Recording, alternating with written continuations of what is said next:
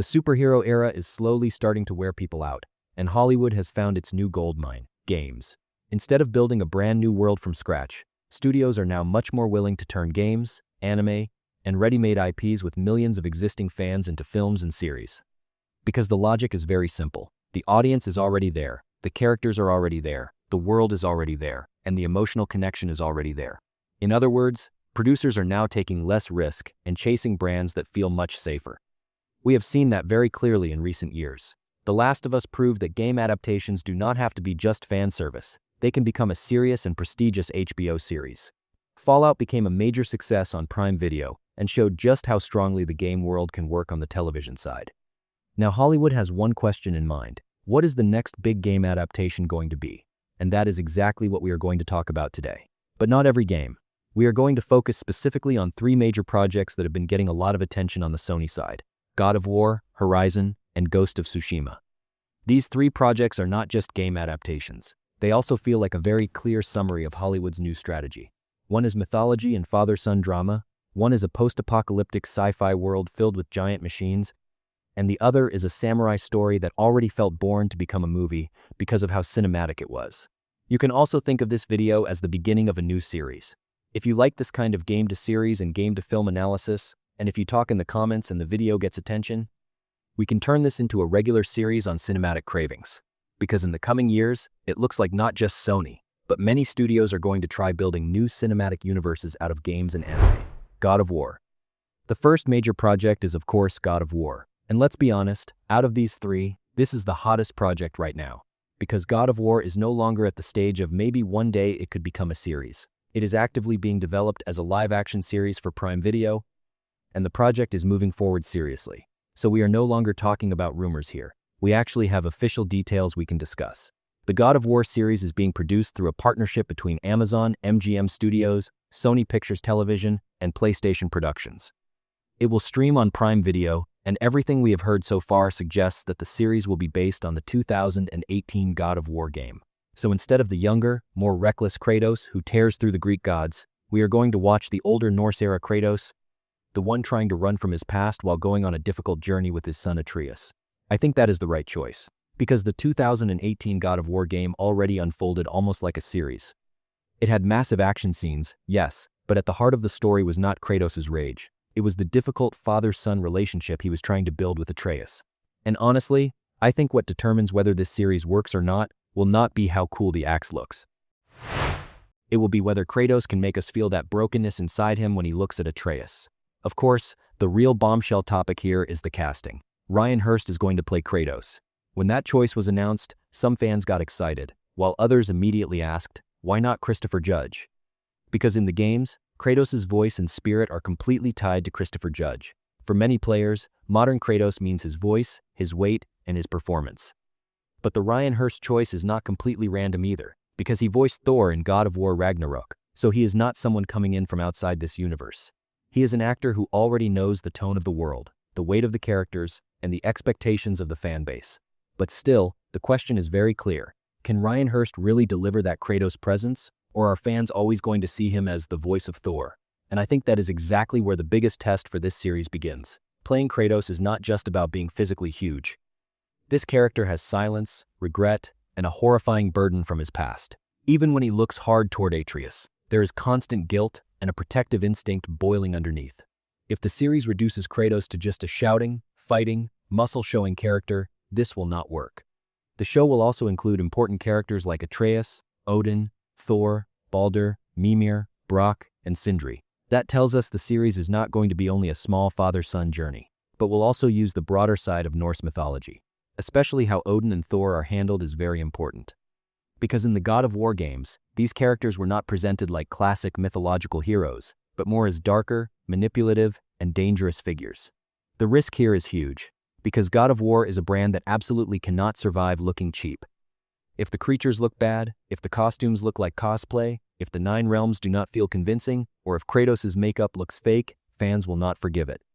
But if the opposite happens, if Prime Video captures the same kind of success here that it found with Fallout, then God of War could truly become a game adaptation on the level of The Last of Us. Horizon? The second major project is Horizon. And first, let's make a small but important correction here. A lot of people talk about this project through Horizon Forbidden West, but on the adaptation side, the story that stands out is actually Horizon Zero Dawn. So it looks like the focus will be on Aloy's origin story, her discovery of the world's secrets, and her attempt to understand why the old civilization collapsed. Things have moved in a slightly messy way on the Horizon side. At first, people were saying this project was being developed as a series for Netflix. There was even a period when many thought it would become one of Netflix's major game adaptations. But then that project went quiet, the updates stopped, and eventually it came out that Horizon is now moving forward as a live-action film under Columbia Pictures and PlayStation Productions. And honestly, that shift is very interesting, because to me, Horizon feels much more suited to a series format. There are so many layers there: Aloy's relationships with tribes, the machine-filled natural world, the remains of the old world, the Gaia system, the Elizabeth-Sobek connection, and the truth of Zero Dawn. It is not easy to fit all of that into one single movie. So the big question here is this: should Horizon really have been a film, or would it have worked better if it had stayed a Netflix series? I think Horizon's biggest strength is going to be its visual world design. Robot dinosaurs, technology ruins overgrown with nature, tribal aesthetics, and giant machines could look absolutely incredible on the big screen. Just imagine seeing a massive Thunderjaw on a cinema screen, or in a high-budget trailer. If this is done right, it could genuinely turn into a visual spectacle. But at the same time, that is also where the biggest risk is. Because if Horizon's world looks cheap, everything falls apart. If the machines look plastic, if the tribal costumes look fake, or if the action scenes are shot like some generic sci-fi movie, game fans will feel that immediately. Horizon's beauty is not just in the idea of robot dinosaurs. It is in that strange and mesmerizing balance between nature and technology. And of course, another huge topic is who is going to play Aloy. There is no official casting yet, but the moment that role is announced, it is guaranteed to start a huge debate. Because Aloy is now one of PlayStation's most recognizable female characters. It is not enough for the actress to physically resemble Aloy. She also needs to carry her stubbornness, her loneliness, her curiosity, and her obsession with understanding the world. And let me ask you this in the middle of the video too. Do you think Horizon works better as a movie or as a series? Because honestly, I think that debate is very important. If the film focuses only on Aloy's beginning, it could be strong. But if it tries to cram all of the lore into a single movie, then it could overload the viewer with information and lose the emotional core.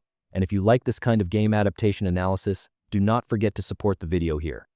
Because if this video does well, we can talk not only about God of War, Horizon, and Ghost of Tsushima, but also separate adaptations like Assassin's Creed, BioShock, Death Stranding, Zelda, and Mass Effect. Hollywood has clearly stepped onto this path, and it does not look like it is stopping anytime soon.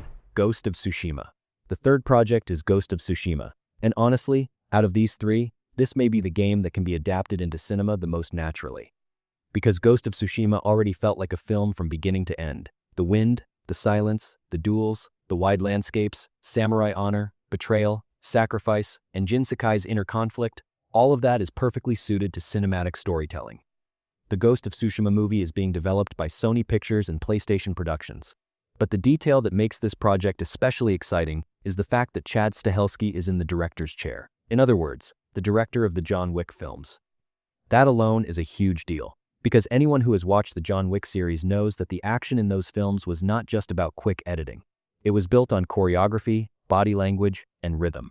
Now imagine that same director bringing his touch to the sword fights in Ghost of Tsushima. If the close-range action choreography of John Wick is applied to samurai duels, we could get something truly incredible. If Jin Sakai's one-on-one duels, his silent assassinations, and his transformation into the Ghost are handled correctly, this film could become not just a good game adaptation, but one of the best samurai films of the modern era. Another very important part of this project is the question of authenticity. Chad Stahelski previously said he was very open to the idea of making the film with a Japanese cast, and in Japanese. And if that really happens, Ghost of Tsushima will stop being just another Hollywood adaptation. Because this story takes place in Japan, on Tsushima Island, during the Mongol invasion. Telling a story like that without separating it from its culture is extremely important. At the heart of Ghost of Tsushima is Jin Sakai's transformation. At the beginning, Jin is a warrior fully committed to samurai rules. But against the Mongol invasion, he realizes that the classic methods of honorable combat are not enough. To save his people, he has to turn fear into a weapon, attack from the shadows, and fight against his own values. So the real issue is not just samurai against Mongols. The real issue is Jin's fear of losing his own identity. And I think the success of the film depends exactly on that. If Ghost of Tsushima ends up being only beautiful landscapes, sword fights, and slow-motion battle scenes, then it will feel incomplete. But if it handles the conflict between Jin's samurai identity and his ghost identity properly, then this film could become truly powerful, because the audience does not just want action. They want to see why the character changes and what that change costs him. There is also an anime project on the Ghost of Tsushima side. This project will focus less on Jin Sakai's main story from the core game and more on the mythological and fantastical side of Ghost of Tsushima, Legends. So Sony may be looking at this brand not just as a single film, but as a broader universe that can expand into multiple formats. And that also shows us how aggressively PlayStation brands could start moving into film and television in the future. When we look at the overall picture, we can clearly see that Sony has built a very deliberate strategy. Games are no longer staying only on consoles. With The Last of Us, Uncharted, Gran Turismo, Twisted Metal, God of War, Horizon, and Ghost of Tsushima, PlayStation brands are slowly opening a new space for themselves in the worlds of film and television.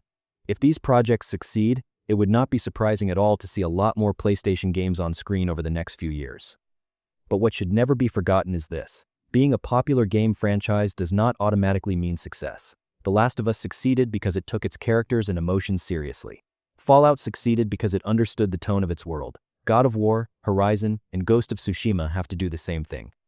They cannot fool audiences with brand recognition alone. Game fans know these worlds extremely well, and they will notice immediately if something feels wrong. I think these three projects are each facing different tests. God of War has to get the emotional bond between Kratos and Atreus right.